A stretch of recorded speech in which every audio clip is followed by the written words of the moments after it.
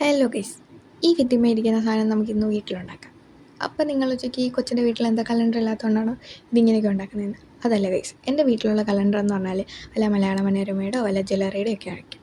അതെനിക്ക് റൂമിൽ തൂക്കാൻ താല്പര്യമില്ല, കാരണം അതെൻ്റെ റൂമിൻ്റെ എസ്തറ്റിക്സിനെ ബാധിക്കും. അപ്പോൾ നിങ്ങൾ ചോദിക്കും കാശ് കൊടുത്ത് മേടിച്ചുകൂടെ, നല്ല സാധനം കിട്ടുമല്ലോ. അതിനകത്തൊരു ഗുമ്മില്ലല്ലോ, നമ്മൾ ഉണ്ടാക്കുന്നതിനല്ലേ രസം. അപ്പോൾ ഇങ്ങനെ മെഷർമെൻ്റൊക്കെ എടുത്ത് ഇങ്ങനെ മടക്കി മടക്കി വെച്ച് കഴിഞ്ഞാൽ നമുക്ക് കലണ്ടറിൻ്റെ സ്റ്റാൻഡ് കിട്ടും. അപ്പോൾ ഇതിന് വേണ്ടതെന്ന് പറഞ്ഞാൽ ആദ്യം കുറച്ച് സ്പേസ് ഇട്ടിട്ട് വേണം, പിന്നെ ഒരു 4 സെൻറ്റിമീറ്റർ, പിന്നെ 2 10 സെൻറ്റിമീറ്റർ, അത് കഴിഞ്ഞൊരു 4 സെൻറ്റിമീറ്റർ, അങ്ങനെയാണ് ലൈൻ ഇടേണ്ടത്. എന്നിട്ട് നമ്മൾ അതേപോലെ ഈ വീഡിയോ കാണുന്നത് പോലെ മടക്കി ഒട്ടിച്ച് കഴിഞ്ഞാൽ കലണ്ടറിൻ്റെ സ്റ്റാൻഡായി.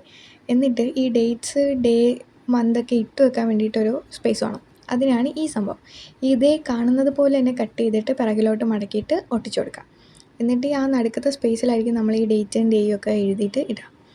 ഇപ്പോൾ ഈ കാണിക്കുന്ന ഈ പേപ്പർ സ്ട്രിപ്സ് ഞാൻ അതിന് വേണ്ടിയിട്ട് എടുത്തതാണ്. ഇതിപ്പം 3 വെക്കുന്നതിന് ഞാൻ കുറേ കീറി എടുത്തിട്ടുണ്ട്, അത് അബദ്ധം പറ്റിപ്പോയതാണ്. ഇതിനകത്ത് ഇട്ട് നോക്കിയിട്ട് കറക്റ്റായിട്ട് എടുക്കണം കേട്ടോ, അല്ലെങ്കിൽ ചിലപ്പോൾ നമ്മൾ ഇടുമ്പോഴത്തേക്ക് ഡേറ്റ് അങ്ങ് താന്നു, അതായത് നമുക്ക് കാണാൻ പറ്റില്ല. അപ്പോൾ 2 ഒക്കെ ആണെങ്കിൽ പകുതി മാത്രമേ കാണാൻ പറ്റൂ, 2ൻ്റെ മണ്ടയിലോട്ട് കാണാൻ പറ്റത്തില്ല. അപ്പം എന്നിട്ട് ഇതിനകത്ത് ജനുവരി എന്നോ അല്ല ജൂണ് തേഴ്സ്ഡേ 4 ഇങ്ങനെ ഇട്ട് വയ്ക്കാം. എന്നിട്ട് ഇത് വേണമെങ്കിൽ നമുക്ക് ടേബിളിൻ്റെ മണ്ടയിൽ വെക്കാം, അല്ലെങ്കിൽ ഭിത്തിയിൽ ഒട്ടിച്ച് വെക്കാം. ഞാൻ ഇത് ഭിത്തിയിൽ ഒട്ടിച്ച് വെക്കാം, കാരണം എനിക്ക് ടേബിളിൽ വെക്കാൻ സ്ഥലമില്ല. അപ്പോൾ ഇത്രയേ ഉള്ളൂ. ലൈക്ക് ചെയ്യുക, ഷെയർ ചെയ്യുക, സബ്സ്ക്രൈബ് ചെയ്യുക. Thank you.